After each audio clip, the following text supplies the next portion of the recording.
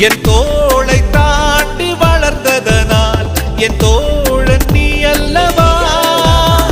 என் வேள்வியாவும் வென்றதனால் என் பாதி நீ அல்லவா. சந்தோஷத்தேரில் தாவி ஏறி மனமின்று மிதந்திட என் வானத்தில் ஒரு நட்சத்திரம் புதிதாக பூ பூத்து சிரிக்கின்றதே. எங்கே